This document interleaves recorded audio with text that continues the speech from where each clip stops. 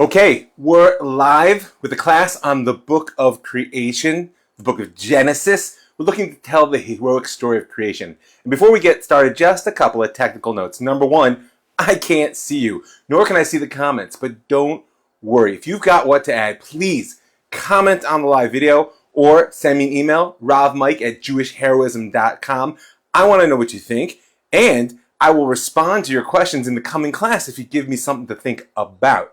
Also, if you feel moved by the Torah of Jewish heroism, don't forget to go to jewishheroism.com. Hit the button that says Start Your Quest and sign up for the Jewish Heroes Journey Master Class. It's 7 paths of videos, source sheets, work, avoda, all the kinds of stuff you need to do to discover the Torah's heroic face and make it your own. And now, without further ado, let's get started.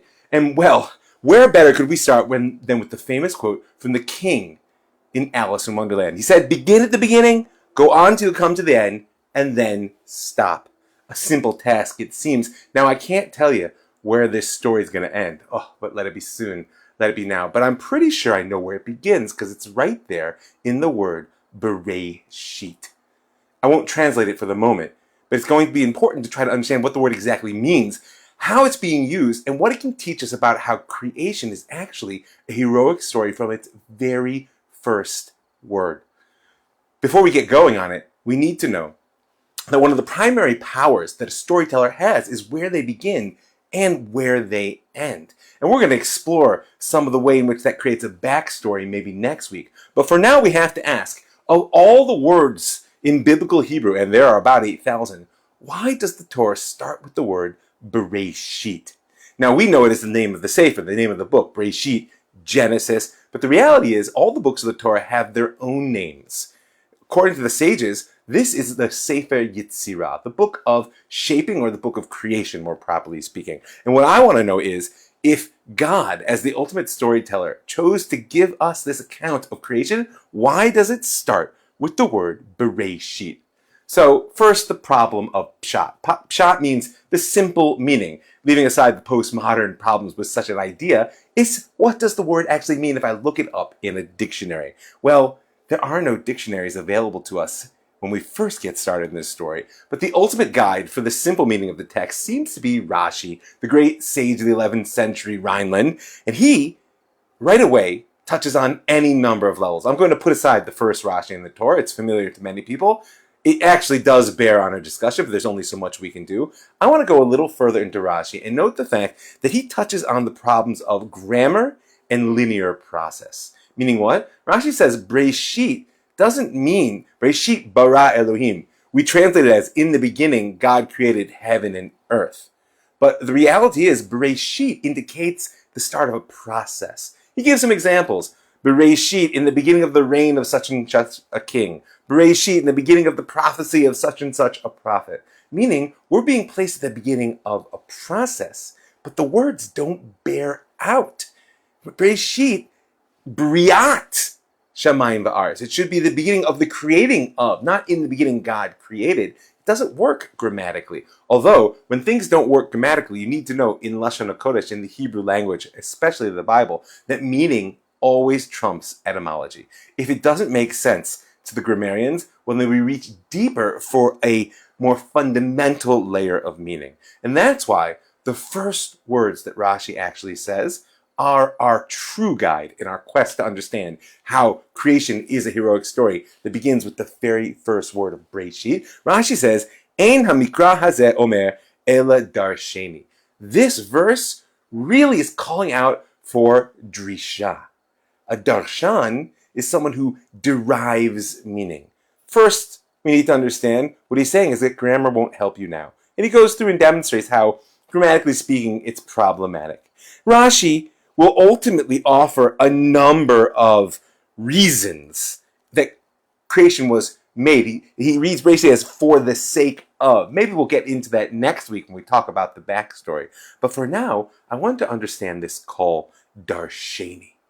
Derive meaning from me. Because really, this is our task. Not just in this class, where we're looking to derive deep meaning that can move us to action ultimately, but in life in general. And certainly, if you're on the hero's journey, you need to be able to engage everything you encounter as something which has a deeper meaning waiting for you to make the effort to uncover it. So first you need to know something about biblical exegesis. There's a word you can use with your friend. And that is, there are always 4 layers of meaning available.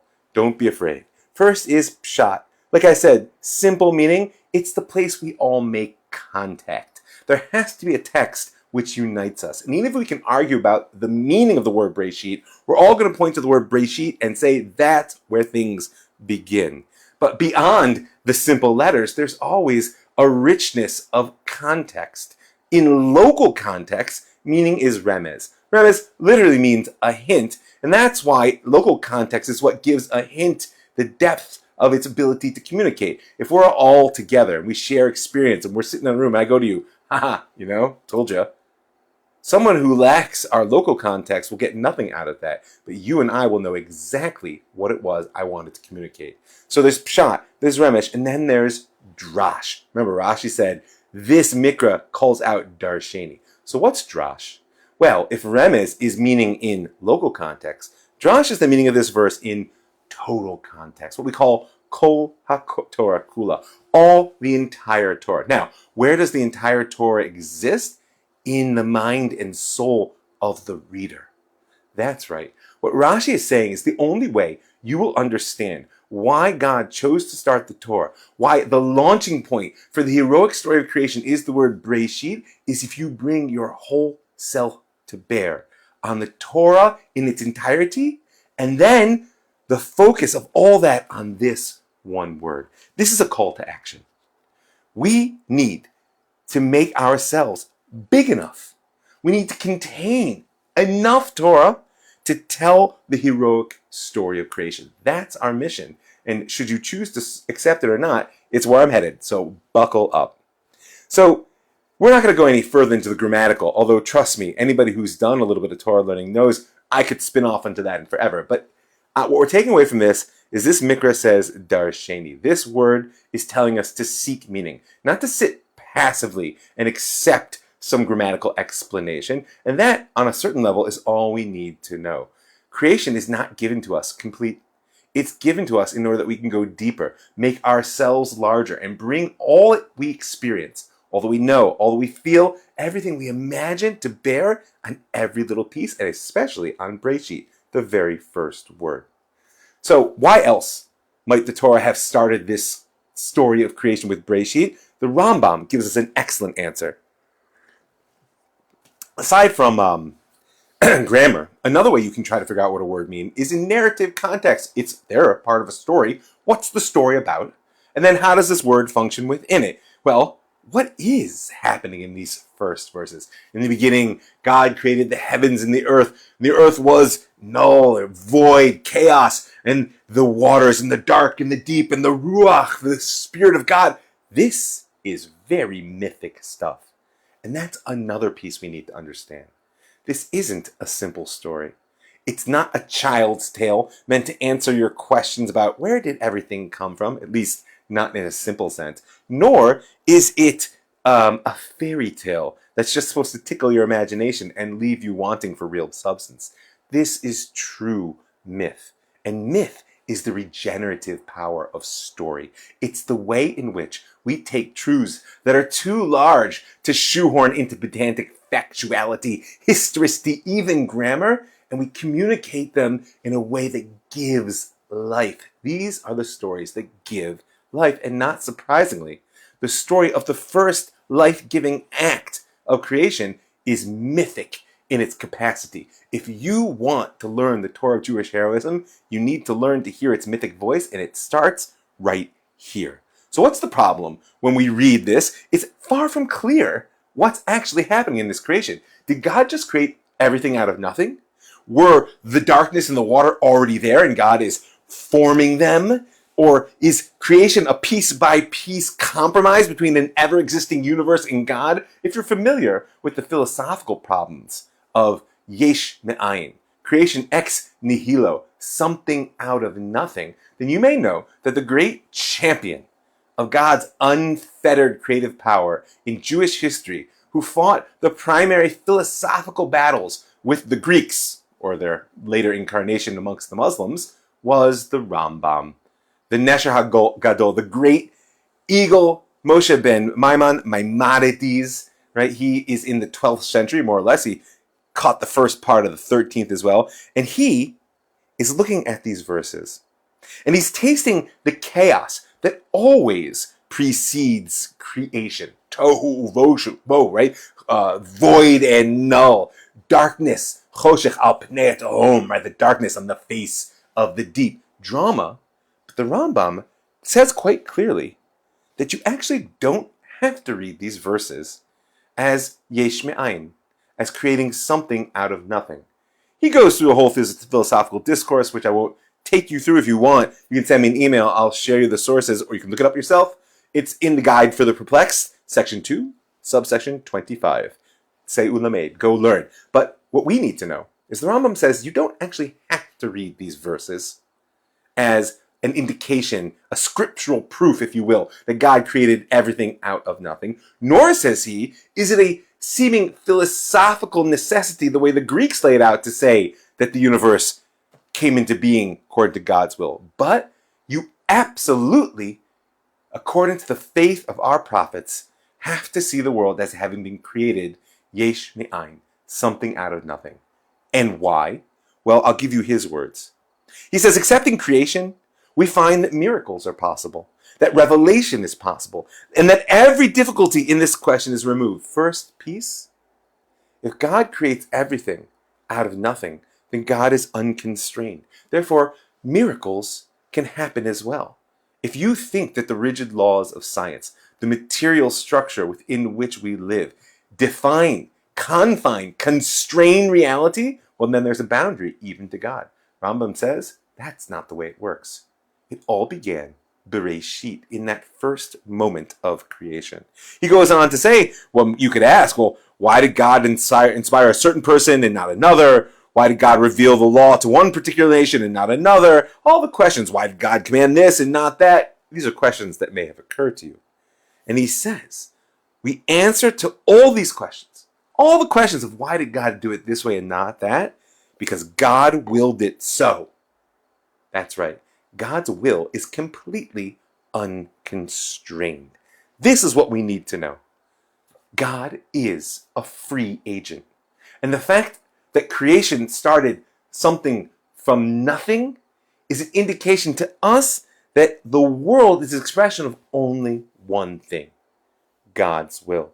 Which means that if we want to understand the divine will and find the place in which our agency fits within it, then we can engage everything.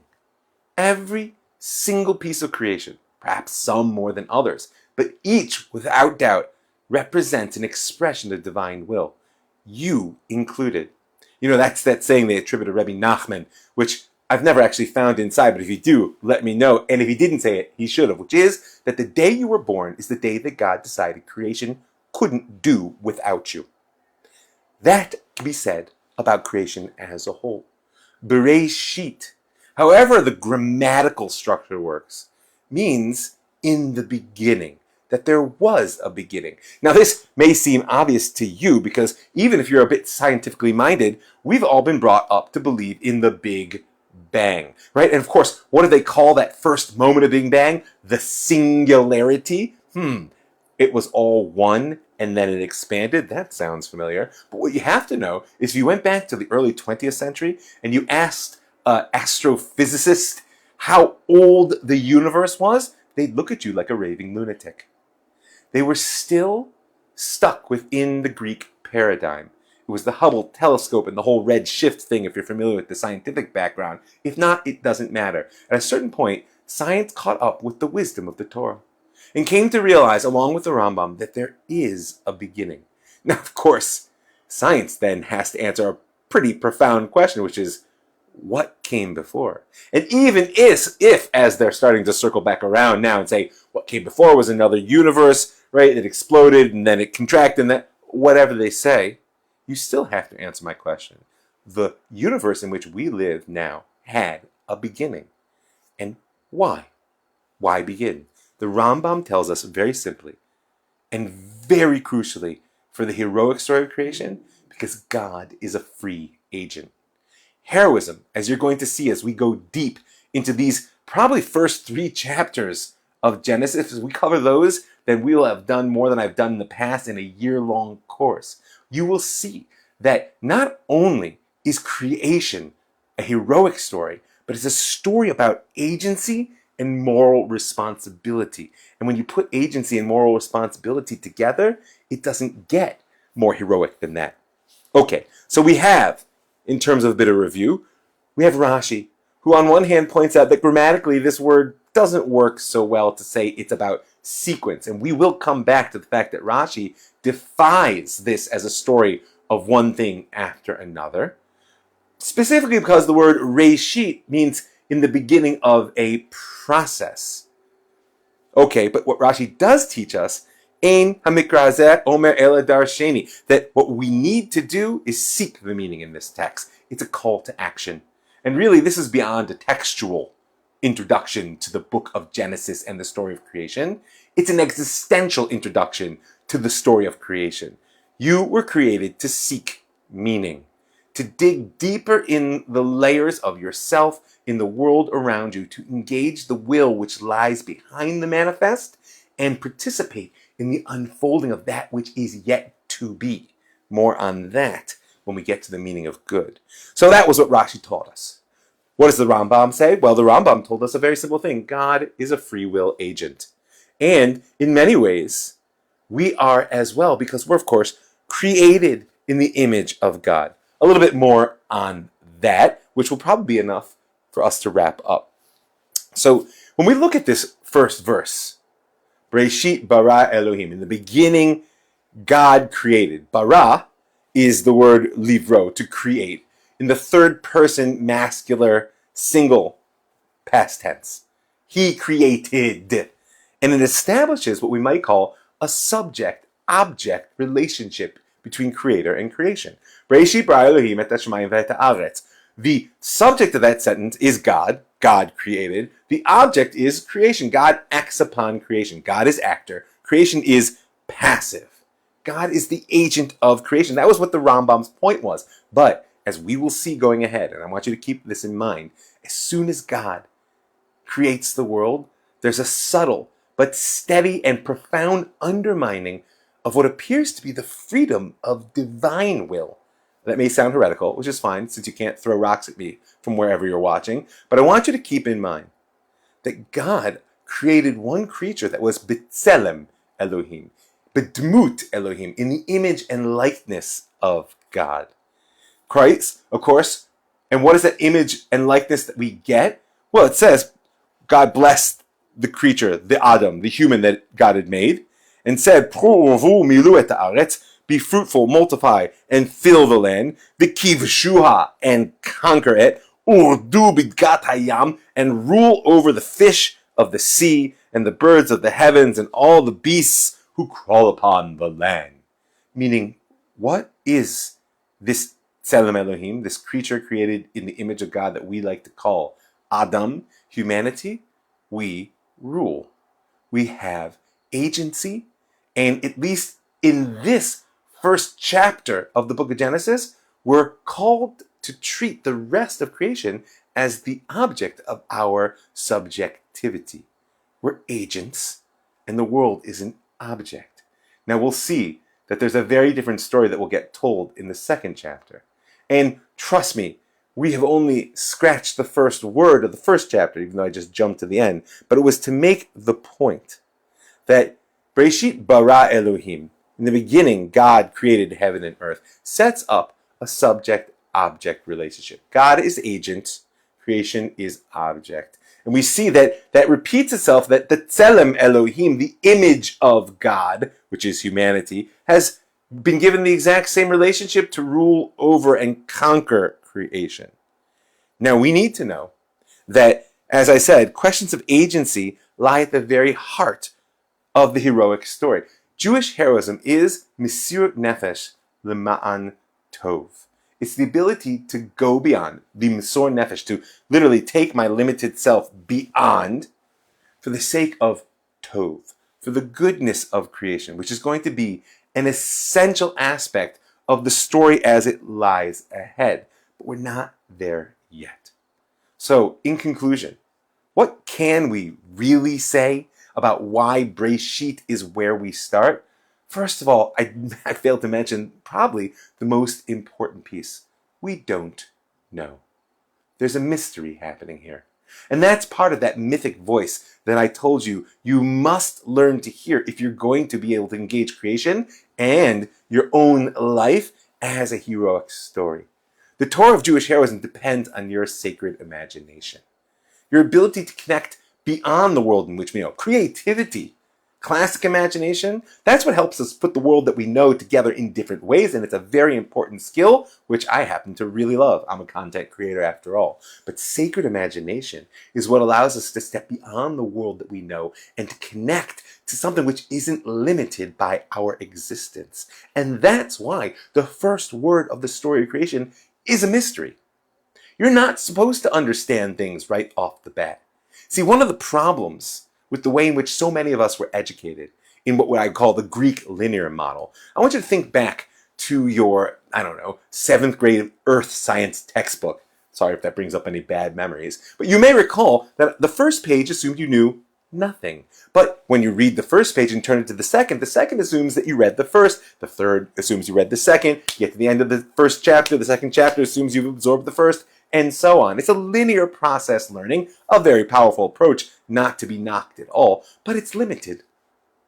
The Torah opens up with a mystery, and the word Breshit, even though it appears to be part of a linear narrative. In the beginning, God created heaven and earth, and we're going to get a very 1, 2, 3, 4, 5, 6, 7 neat and tidy cosmological presentation, at least at first glance. Once we get down into the grain, we'll see it's far from simple. But that linear presentation itself is a trap.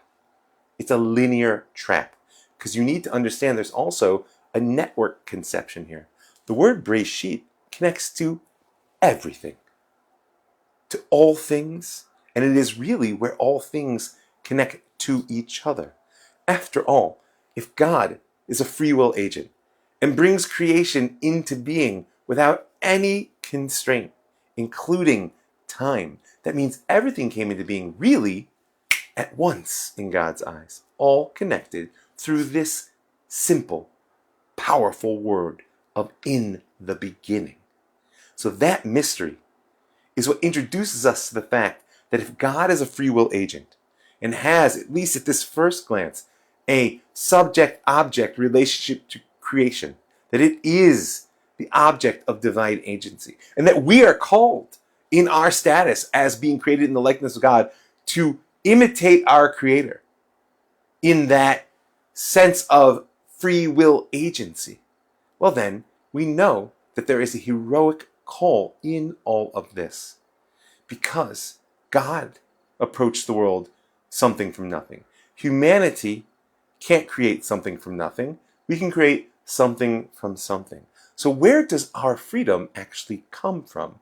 Oh, it's nice to talk about free will, and I just told you, we're created in the image of God. God's free will, therefore you have free will. Sounds very nice. But I got news for you. You didn't choose where you were born. You didn't choose what gender you are. You didn't choose the color of your skin. You probably didn't choose your education. You certainly didn't choose your biology, your endocrine system. I could go on. And if you think you could nonetheless make a good decision about what to do this afternoon, think about how your hormones, what you ate this morning, how much sleep you got, the fight you had with your spouse, your lover, your friends, your children, all these things constrain. So how is it that we are able to get to our Breshit moment, that moment of truly heroic potential, where what is does not define what could be, but we're able to reach within ourselves and touch that divine creative potential and make a free will act to bring about, as heroes, a world of good which is not yet? If you want to understand how to harness that power, you'll have to stay tuned, because it lies ahead in the story of the very simple word good, which lies at the heart of the story of creation. Remember, if you want more of this, I'll be back next Sunday, 7:30 Israel time. That's 12:30 Eastern time. You can send me your comments, your questions, your thoughts. You can put them there on the live stream. I'll check the comments later. Or you can send them to ravmike@jewishheroism.com. Also, if you're interested in the real depths of the Torah of Jewish heroism, I invite you to go to jewishheroism.com, and you can click the button that says Join the Quest. Sign up for the Jewish Heroes Journey video masterclass, 7 paths of the Jewish Heroes Journey, videos, source sheets, exercises, everything you need to access the Torah's heroic face and make it your own. That's all for now. See you next week.